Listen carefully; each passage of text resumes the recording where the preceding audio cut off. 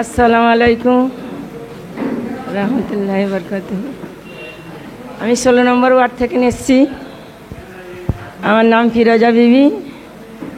16 নম্বর ওয়ার্ডে আমি বাড়ি ছিলাম না। আমার বাচ্চাদের সঙ্গে ঝগড়া হয়েছিল। ঝগড়া হচ্ছিল বলছে ওই ওয়ার্ড কমিটির মেম্বার নুরনবী মোল্লা টিএমসি আমাদের সব অপরাধ করে নো এন্ট্রি করে আমার বাড়ি ঘর দোর ভাঙচুর করেছে। আমার এমন কোনো জিনিস নেই যে ভাঙচুর করিনি। আমার টিভি, আমার ফ্রিজ, আমার এসি, আমার গাড়ি, আমার স্বামীকে, আমার জানলা দরজা সব কিছু ভাঙচুর করে লুটপাট করে টাকা পয়সা নিয়ে নিয়েছে। আমাকে হাম্বর দিয়ে মারা হয়েছে। আমার মার দেখলে আপনাদের চোখ ফেটে পানি আসবেন। আমি যে লোকের সামনে ঘুরে বেড়াচ্ছি, এটাই আমার উপরওয়ালার দান। আমার ছবি দেখলে আপনারা কেঁদে ফেলবেন। আমাকে মেরে মাঠেতে ফেলে রেখে দিয়েছিল পুলিশ দাঁড় কইরে। পুলিশ ওদের মরেছে নুরনবী মোল্লা, রেজাউল মোল্লা, মেরেছে কাদের মোল্লা, আর কি ওর নাম রিহান মোল্লা। আমার স্বামীকে মারধর করে মেরেছে। আমাদের ছেলে করেছিল ওই প্ল্যাটফর্মে 10-12 জনা ছিল। ওরা গেঁজাম লুটপাট করে বিক্রি করতে দেবে না বলেছিল। ছেলের পরে আমার বাড়িতে গিয়েছিল ওরা। আমার ছেলে একলা ছিল না, আরও 10-12 জনা ছিল। যে আমাদের এখানে কি পদিরাটির ছেলে ছিল, নেড়েপাড়ার ছেলে ছিল, সন্তোষপুরের বাজার পাড়ার ছেলে ছিল। কাউর ওপরে কোনো কিছু না আপরাতাপরি হয়ে আমার বাড়িতে যায়। আমার বড় ছেলে যখন রুখে দাঁড়ালো, আমি ছিলাম না সেই দিন বাড়িতে। আমার ফকিরপাড়ায় আমার বাবার বাড়ি। সেখানে আমার বড় ছেলে বললেন, এখানে কি পেয়েছিস তোরা, আমাদের কি করছিস? হ্যাঁ বলে ওরা ওই মুহূর্তে টিএমসি নেতা পুলিশ দাঁড় করে আমাদের ঘর দোর ভাঙচুর করে। আমার স্বামীর অসুস্থ, আমার স্বামী শুয়েছিল। আমার স্বামীকে মারধর করে, আমার বাচ্চাকে মারধর করে, আমার বুলেট গাড়ি, আমার 220 গাড়ি, আমার সব কিছু লুটপাট করে নিচ্ছে। 1,80,000 টাকা নিয়ে নিয়েছে। আমার কোনো প্লেট, চাল ডাল, আমার ঘরে সব কিছু যাবতীয় জিনিস আমার কিচ্ছু রাখিনি। আমরা থানায় কমপ্লেন আমি 2 দিন বাদে গিয়েছি। আমার স্বামীকে নাম ছিলেন সুজন শাহ ছিল। আর কোন সাল এটা? 2023। সুজন সাহা যখন এই মহেশতলা থানার ওসি ছিল, আপনারা গিয়েছিলেন? হ্যাঁ, আমি ডায়েরি লিখেতে গিয়েছিলাম। সব কমপ্লেন আছে? হ্যাঁ, সব আছে আমার কাছে, জিডি আছে। পুলিশ ওদের কি অ্যারেস্ট করেছিল? না, পুলিশ অ্যারেস্ট করেনি। পুলিশ ওদের আমি 1.5 মাস আমার বাড়ি ঘর দর ফেলে রেখে দিয়েছিলাম। পুলিশের নাম বলবো না? পুলিশ নয়, যারা যারা আপনার বাড়িতে অত্যাচার করেছে, আপনাদের লুটপাট চালিয়েছে, তাদের নাম বলুন। কারা কারা? তারা কোন পার্টি করে? তারা টিএমসি করে। তাদের নাম নুরনবী মোল্লা 1 নম্বর, 2 নম্বর কাদের মোল্লা, 3 নম্বর রেজাউল মোল্লা, সিরাজুল মোল্লা, রোহান মোল্লা। ওদের একটাই ফ্যামিলির লোক আমাদের বাড়িতে ঢুকেছিল। আপনারা কি চান এখন? আমরা চাই শান্তি চাই। আমাদের যেটা আমরা প্রতিবাদ করতে চাই। আমাদের যেরম করেছে আমরা স্টেপ নিতে চাই। আমি 3টে থানার ডায়েরি করেছি, ওদের নামে কেস করেছি। পুলিশ ওদের অ্যারেস্ট করে না। ওদের বাড়ি এসে বলে গিয়ে ওদের করছে, ওদের জামিন নিয়ে নিল। আপনার উপর মেরেছে কে? আমার উপরে মেরেছে ওই নুরনবী মোল্লা, রিজাউল মোল্লা, কাদের মোল্লা আমাকে মেরেছে। কোন দল করে? ওরা টিএমসি করে। ওরা হাম্বার দিয়ে মেরেছে আমাকে। ওই দুলাল দাসের ছেলেদের কথা শুনে চলে বুঝতে। হ্যাঁ, দুলাল দাস হচ্ছে টিএমসি নেতা। এখানকার স্থানীয় এমএলএ। হ্যাঁ। আর এদের দুষ্কৃতী এরা? হ্যাঁ। কারা এই দুষ্কৃতীগুলোর নাম বলুন? দুষ্কৃতীর নাম হয়তো নুরনবী মোল্লা, কাদের মোল্লা, রিজাউল মোল্লা, রোহান মোল্লা, রিজাউল মোল্লা। ওরা 5-7 ভাই আর 2টা হচ্ছে ভাই বোন। দাসের কথা অনুযায়ী আপনার বাড়ি অত্যাচার করেছে? না, এরা দুলাল দাসের অনুযায়ী কথা অত্যাচার করেনি। ওরা দুলাল দাসের ছেলে মণিদীপাকরকে আমি চিঠির দ্বারা জানিয়েছি। দুলাল দাসকেও আমি চিঠির দ্বারা জানিয়েছি। দুলাল দাস শুনে বলল, তোমরা কেস করেছো? তুমি? ওর অ্যাসিস্ট্যান্ট এসে বললেন, আমি বললেন হ্যাঁ আমি কেস করে এসেছি।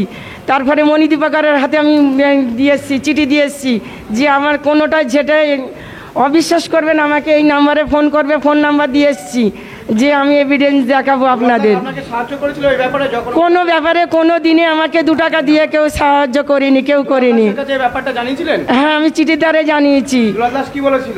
দুলাল দাস খালি বলেছিল কেস করেছিলেন, ওদের নামে ডায়েরি করেছেন, ও লোক দিয়ে বলে আমাকে বলেছিল। আমি বলেছিলাম হ্যাঁ, মণি দীপাকরকে আমি দিয়েছি, নিজে হাতে নিজে চিঠি দিয়ে এসেছি। মণি দীপাকরের কথা, দীপাকরটা কে? ওই কাউন্সিলর, কোন ওয়ার্ডে? ওই 16 নম্বর ওয়ার্ডে। ও কি বলেছিল? ও বলেছিল আপনি কোত্থেকে এসছেন? আমি বলছি আমি 16 নম্বর ওয়ার্ড থেকে এসেছি। তখন বললেন আপনি কি বলছেন? আমি বলি আপনি আমার এখানে 16 নম্বর ওয়ার্ডে কি হচ্ছে না হচ্ছে আপনি কিছু জানেন? আপনি তো এখানে চেয়ারে বসে আসেন। আমাকে বললো কি হ্যাঁ আপনি কি বলছেন? আমি 16 নম্বর ওয়ার্ডে চেয়ারে বসে আছি, আপনি কিছু জানেন না? আমি তখন বললাম দিদি আমার যেদিন কোনো ভুল হয়ে থাকে আপনি আমাকে মাফ করবেন। আপনি আমার যেটা বলার সেটা আপনাকেই আমি বলেছি, যে 16 নম্বর ওয়ার্ডে কী হচ্ছে না হচ্ছে আপনি চেয়ারে বসে বসেন কি জানবেন? বলার পরে আমাকে বলছেন আপনি কি বলতে চাচ্ছেন? আপনি তো বুদ্ধিমতী মহিলা। আমি বলি হ্যাঁ দিদি, আমি যেটা হয়েছে সেটাই আপনাকে বলছি, আমি সত্যিকারের ঘটনাই বলছি।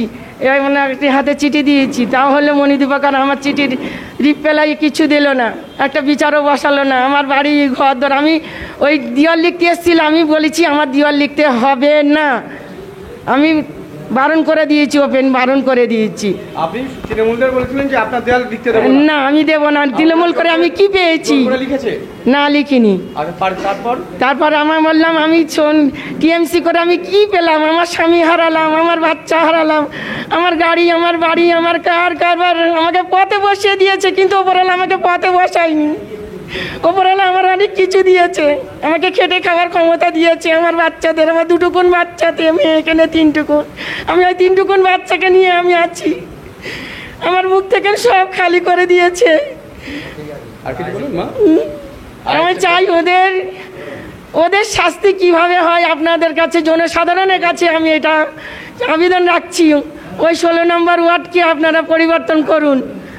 ওদের যে টিএমসির এত নেতা, এত জোর, ওরা লিপির মাল চুরি করে খাচ্ছে, ওরা মসজিদের কমিটির লোক, ওরা মাদ্রাসার লোক, ওরাই চোর, ওরা রিলিফের মাল ছেলে 16 বিঘে চুরি করছে, ওরাই মসজিদের মিষ্টি চুরি করছে, ওরাই স্বাদ।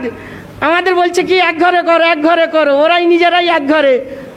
আমাদের বলছে কি বন্দুকের ব্যবসা, গাঁজার ব্যবসা, ওরাই নিজেরাই থাকতে বসে। কে বলেছে? কে? ওই নুন নবী মোল্লা। ও বলেছে আপনারা এক ঘরে? হ্যাঁ হ্যাঁ। নুন নবী মোল্লা কে? ও যে এক ঘরে বলে তারপরে আমার ওই মসজিদ কমিটির লোক নিয়ে গিয়েছিল দুলাল দাসের কাছে, যে এরকম আমার উপরে এরকম চাপ করছে নুন নবী মোল্লা। তখন পুলিশও বলেছে, হেও বলেছে, দুলাল দাসও বলেছে আপনার জায়গা আপনি থাকুন, কেন বিরাজদের করবে, এক ঘরে করবে। আপনারা যেখানে আছেন আপনাদের কাছে আবেদন করছি, টিএমসি থেকেন আপনারা আইএসএ চলে আসুন, ভালোই চলছেন। আল্লাহর যেদিন ভয় থাকে কালেবে যে আমরা মরবো, আমরা ইনসানের পথে মরবো, মরতে হয় যেদিন আমরা নিজের জাত ভাইয়ের হাতে মরবো, নিজের কোরআনের পথে চলবো, এইটাই এমান নিয়ে আসুন আপনারা যেখানে আছেন। এইটাই আপনাদের কাছে আমার আবেদন রইল। টিএমসি করবেন না, একদম করবেন না। অসংখ্য ধন্যবাদ আমার মাকে। আপনাদের সামনে কিন্তু উনি তুলে ধরেছেন, উনি নিজেই বলেছেন ওনার উপর কিভাবে তৃণমূলের দুষ্কৃতীরা অত্যাচার করেছে। এখানকার স্থানীয় কাউন্সিলরের কাছে বলেছে, সেই কাউন্সিলর হুমকি দিয়েছে আমি কাউন্সিলর, আমাকে চেনো না, আমাকে জানো না। অর্থাৎ ওনার যে ওপর অত্যাচার হয়েছে সেই অত্যাচারটা ওনার শুনতে চাইছে না, চাপিয়ে দিচ্ছে যে আমি কাউন্সিলর, আমাকে ভোটে জিতিয়েছে, আমি শেষ কথা, তুমি কি বলবে? আচ্ছা, তাহলে এখানে এরকম এই মায়ের মতো সবাই কিন্তু কোনো কাউন্সিলর বা কোনো এমএলএর কাছে যায়, কিন্তু আলটিমেট কোনো সুরাহা পায় না। তাই আমরা এই সমাজ ব্যবস্থার পরিবর্তন চাই। Indian secular front Naushad Siddiqui স্যারের হাত আমরা মজবুত করতে চাই, কারণ আমরা পশ্চিমবঙ্গে সংখ্যায় ভারী। ডেমোক্রেসি কি বলে? যার যত সংখ্যা ভারী তার তত ভাগিদারি। তাহলে আমার একটা ভোটের ভ্যালু, আপনারও একটা ভোটের ভ্যালু কিন্তু এক। তাহলে কি বলে যে যারা সংখ্যায় ভারী তারাই তো এমএলএ এমপি হবে, তাই তো নাকি? আপনারা ভোটের মাধ্যমে এমএলএ এমপি করেন তো, তাহলে সংখ্যাটা কাদের বাড়ি? আমাদের তো। তাহলে আমাদের এমএলএমপি হয়েছে কেন? এই অবস্থার পরিবর্তন চান? তাহলে আমরা সংখ্যায় ভারী, আমাদের এমএলএ এমপিও ভারী হবে, তাই তো? আর যাদের সংখ্যা কম তাদের এমএলএ এমপি সংখ্যা কম হবে, এটাই তো গণতন্ত্র বলে। আজকের 2% মানুষ, এরা 4টে দলের মাথায় বসে আছে, 4 ভাই। এরা আমাদের নিয়ে ফুটবল খেলেছে, স্বাধীনতার 75 বছর হয়ে গেল, আমাদের নিয়ে ফুটবল খেলেছে। এরা মাঠের 4 কোণে 4 ভাই বসে আছে, তৃণমূল, বিজেপি, সিপিএম, কংগ্রেস। এবার মাঝখানে আমরা আছি সংখ্যালঘু। এরা একবার লাথি মারছে, ওর কাছে গিয়ে বলছি, দাদা তৃণমূল আমার লাথি মেরেছে। সিপিএম বলছে যে আমি তো চর মেরেছি। তখন আমরা ভাবছি ও লাথি মেরেছে তৃণমূল, সিপিএম চর মেরেছে, তাহলে আঘাতটা কম করেছে কে? সিপিএম। তাহলে আমি সিপিএমকে ভালোবাসি। এইভাবে তো আপনারা পার্টি করছেন, তো এর চেয়ে কি বেশি করছেন? ভুল বলছে কি? কংগ্রেস আপনাকে জোরে চর মেরেছে, আপনি গিয়ে কার কাছে যাচ্ছেন?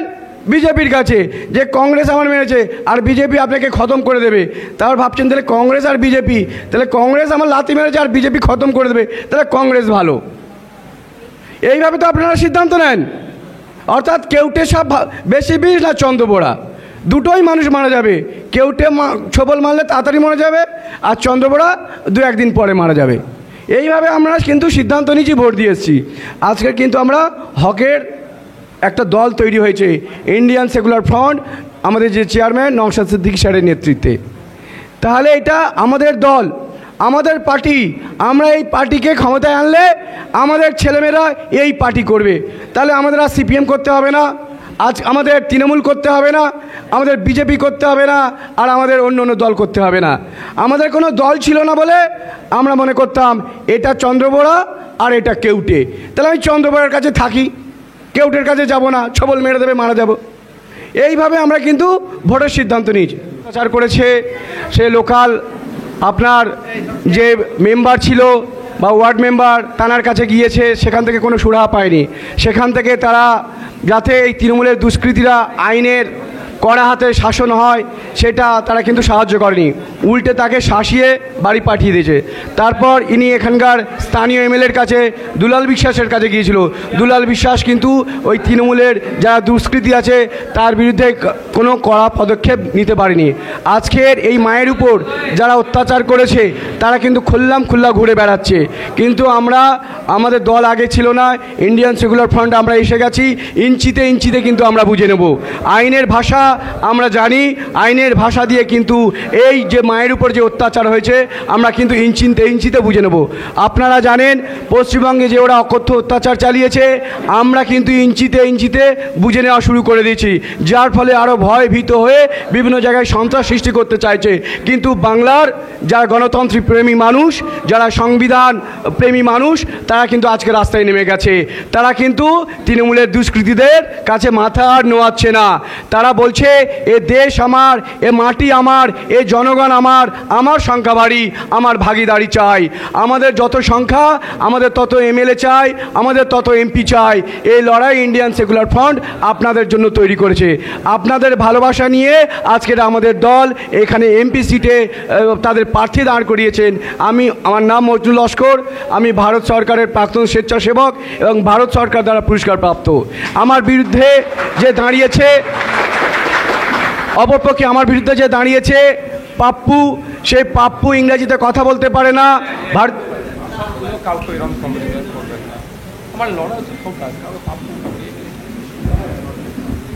যিনি আমার বিরুদ্ধে দাঁড়িয়েছেন তিনি পার্লামেন্টের এই ডায়মন্ড হারবারবাসী মানুষদের জন্য 1 মিনিটের জন্য কিন্তু পার্লামেন্টে কোনো কথা রাখেনি। যদি কোনো ভিডিও ক্লিপ দেখাতে পারে এই ডায়মন্ড হারবার মানুষের শিক্ষা, কর্মসংস্থান, স্বাস্থ্যের অধিকার নিয়ে পার্লামেন্টে অন্তত 1 মিনিটের জন্য বলেছে, তাহলে আমি আমার ক্যান্ডিডেটচার এখান থেকে উইথড্র করে নেব। অর্থাৎ এই যে আমার বিরুদ্ধে যিনি দাঁড়িয়েছেন তিনি 2বার পার্লামেন্টে গিয়েছিলেন, গিয়ে কিন্তু মানুষের অধিকার নিয়ে কোনো ভয়েস রাখতে পারেনি পার্লামেন্টের ভিতরে, কারণ তিনি পার্লামেন্টারি সিস্টেমে অভ্যস্ত নয়, কারণ তিনি ইংরেজি বলতে পারেন না, ইকোনমিক্স জানে না, কনস্টিটিউশন জানে না, পার্লামেন্টারি সিস্টেম জানে না। এর ফলে ভয়ে ভীত হয়ে পার্লামেন্টে যায়নি, কারণ আপনাদের সাথে এটা প্রতারণা করেছে। এবং পার্লামেন্টে না যাওয়ার কারণে কি হয়েছে, এখানে ওর যে কাটমানির বিজনেস, যেটা প্রফিটেবল বিজনেস, দুষ্কৃতীদের দিয়ে কিন্তু টাকা রোজগার করেছে। কারণ পার্লামেন্টে গেলে আপনাদের কথা বলতে হবে, সেজন্য পার্লামেন্টে যায়নি। কারণ পার্লামেন্টে as a Indian parliamentarian he is not fitted. পরিষ্কার কথা, একজন ভারতের পার্লামেন্টে অংশগ্রহণ করতে গেলে তার মিনিমাম শিক্ষার যোগ্যতা লাগবে। ইংরেজিতে না কথা বলতে পারলে একটু আধটু বলতে হবে, সামান্য বলতে হবে। হিন্দিটা একটু আধটু বলতে হবে, বুঝতে হবে। ও হিন্দিও জানে না, ইংরেজি জানে না, ভারতের সংবিধান জানে না, তা আপনার কি নিয়ে বলবে? তো সেই জন্য দেখলো পার্লামেন্টে গেলে অপমান হব কেন, তো আমি এখানে থাকি, আমি কিছু দুষ্কৃতীদের নিয়োগ করি দলে, সে কাটমানি তুলবে, অর্থের ভাণ্ডার জমিয়ে দেব, এই ওর লক্ষ্য। তাহলে আপনারা কি এর থেকে বেরিয়ে আসতে হবে? আমি ওকে বলেছি যে ডেমোক্রেসির 4টে পিলার আছে, দেয়ার আর 4 পিলার ইন ডেমোক্রেসি। একটা কি আইনসভা, যেখানে আইন হয়, একটা এক্সিকিউটিভ, আর একটা হচ্ছে আপনার সংবাদ মাধ্যম। সংবাদ যে কোনো আমেরিকা, জার্মানিতে যান, ভোটের আগে যারা যারা দাঁড়িয়েছে তাদেরকে নিয়ে আলোচনা করতে হয়। জনগণের সামনে আসবে, দুজন দু সাইডে দাঁড়ায়, জনগণ প্রশ্ন করে যে আপনারা আমাদের জন্য কি করবেন পার্লামেন্টে গেলে। তাহলে আমাদের দুজনের এক জায়গায় আসা উচিত। আমি কি ভাবছি, ও কি ভাবছে, জনগণ দেখবে। আমি বারবার বলছি, ও কিন্তু আসছে না। এর একটাই কারণ, পার্লামেন্টে যে কারণে যায়নি সেই কারণে আমার সামনেও আসছে না। এটা কিন্তু গণতন্ত্রের নিয়ম। ভোটে দাঁড়াবার আগে জনগণের সামনে উভয়কে উপস্থিত হতে হয়। জনগণ পাশাপাশি প্রশ্ন করবে যে কি জানে, কি করবে। এটা হচ্ছে গণতন্ত্রের একটা সিস্টেম, যেটাকে বলা হয় সিভিল সোসাইটি বা মিডিয়া। ও কিন্তু আমার সামনে মিডিয়াতে এখনও আসেনি। আমি বলেছি যেহেতু ও পারবে না, তাহলে ওর পিসিকে নিয়ে অন্তত আমার সামনে আসুক। পিসি তো অ্যাজ এ মুখ্যমন্ত্রী, তিনি নিশ্চয়ই কিছু জানে।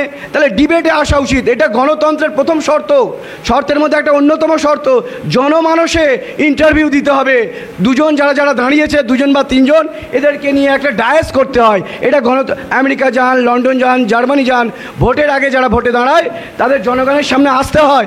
জনগণ তাদের প্রশ্ন করবে, সেই প্রশ্নের উত্তর দিতে হয়। কিন্তু আজকের এই মিডিয়া কণ্ঠরুদ্ধ করে রেখেছে এই পিসি, আর কেন্দ্রের কণ্ঠরুদ্ধ রেখেছে গুজরাটের দুটো বাঁদর। যেই বাঁদর দুটোর ওপর আজকে রাষ্ট্রসংঘ, আমেরিকা, জার্মানি, যারা কোনোদিন সাহস পেত না ভারতের আভ্যন্তরীণ বিষয়ে নাক গলাবার, আজকের এই গুজরাটের দুই অপদার্থ, যাদের এমপির সংখ্যা 26 আর আমাদের এমপির সংখ্যা 42, আমাদেরকে ভয় দেখাতে শুরু করেছে। কিন্তু আমি বলে রাখছি, এই গুজরাটের দুটো মাংকি 2024-এর পর দেশ ছেড়ে পালাতে বাধ্য হবে। কারণ এই মাংকি দুটি না জানে ভারতের সংবিধান, না জানে পার্লামেন্টারি সিস্টেম, না জানে জুডিশিয়াল সিস্টেম। আপনারা দেখেছেন হাইকোর্টের একজন জাজ লোহিয়া হঠাৎ হত্যা হয়ে গেল। ওই লোহিয়ার বেঞ্চে এই তাড়িপাড়, যেটা গুজরাটের একটা ছোট মাংকি, তার কেসটা চলছিল, সেই জজকে মেরে দিয়েছে। আজকের ভারতের গণতন্ত্র, ভারতের জুডিশিয়াল একেবারে হত্যা হয়েছে এই গুজরাটের দুই মাংকির হাতে। এদের মাত্র 26টি এমপি আর আমাদের বাংলার 42টি। তাহলে পিসি ভাইপো এদেরকে দিয়ে ভয় দেখাচ্ছে, আর পিসি ভাইপো বলছে ওরা ভয় দেখাচ্ছে তোমাদের খতম করে দেবে, দেশ থেকে তাড়িয়ে দেবে। আজকের আমরা তোমাদেরকে দেশে রেখে তোমাদের হয়ে লড়াই করব। যদি লড়াইটা করতে হতো, সুপ্রিম কোর্টে এই পিসি ভাইপোকে যেতে হতো। কেন্দ্র সরকার যে এনপিআর, এনআরসি, সিএ যে বিলগুলো করেছে, এগুলো কি উদ্দেশ্য কি? এখানকার যত বাঙালি, শুধু মুসলিম বলে নয়, সেই হিন্দু হোক, বুদ্ধিস্ট হোক, শিখ হোক, মুসলিম হোক, জৈন হোক, যত সমস্ত বাঙালি আছে, এই বাঙালিদেরকে দেশ থেকে তাড়া করার জন্য। কেন? গুজরাটের পাশে পাকিস্তানের বর্ডার নেই, সেখান থেকে অনুপ্রবেশ হয়নি। উত্তরপ্রদেশ, এই নেপালের কাছে আমাদের উত্তরাখণ্ডের সাথে বর্ডার নেই, সেখানে অনুপ্রবেশ হয়নি। সেখানে এনপিআর, এনআরসি, সিএ চালাবে না। ওদের উদ্দেশ্য হচ্ছে এই বাঙালিরা থাকলে তারা উল্টে কোশ্চেন করতে পারে। সেই জন্য ওই বাঙালিদের মেধাশক্তিকে নষ্ট করে দেওয়ার জন্য, বাঙালিদেরকে উৎখাত করার জন্য, ভারতীয় রাজনীতিতে অবাঞ্ছিত করে দেওয়ার জন্য এদের চক্রান্ত। এই চক্রান্ত কি করেছে? শুধু মুসলিমদের টার্গেট করেনি এরা, আদিবাসী, schedule caste, schedule tribe, OBC, এই মুসলিমদেরকে, অর্থাৎ ভূমিপুত্র, বাংলার ভূমিপুত্রদেরকে রাজনৈতিকভাবে অবাঞ্ছিত করে দেবে। কর্মী সম্মেলন হচ্ছে তো, আপনি কি এটা কর্মী সম্মেলন, তো এখানে তো কেউ কর্মী না।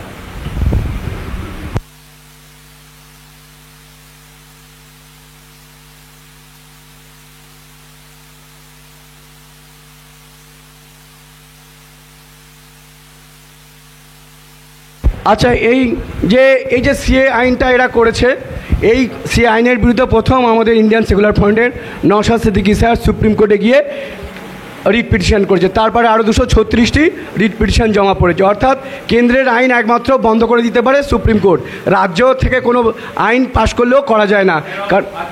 কারণ নাগরিকত্ব বিষয়ে একমাত্র সিদ্ধান্ত নিতে পারে পার্লামেন্ট এবং সুপ্রিম কোর্ট। আচ্ছা, আজকের আপনারা এখানে যারা উপস্থিত হয়েছেন, কোন কোন ওয়ার্ডের থেকে এসেছেন আপনারা? এখানে কতগুলো? আমাদের মেম্বার কোথায় গেল? আমাদের যে কমিটি মেম্বার ওরা দেখে নিচ্ছি, আপনি বার্তা দেন না।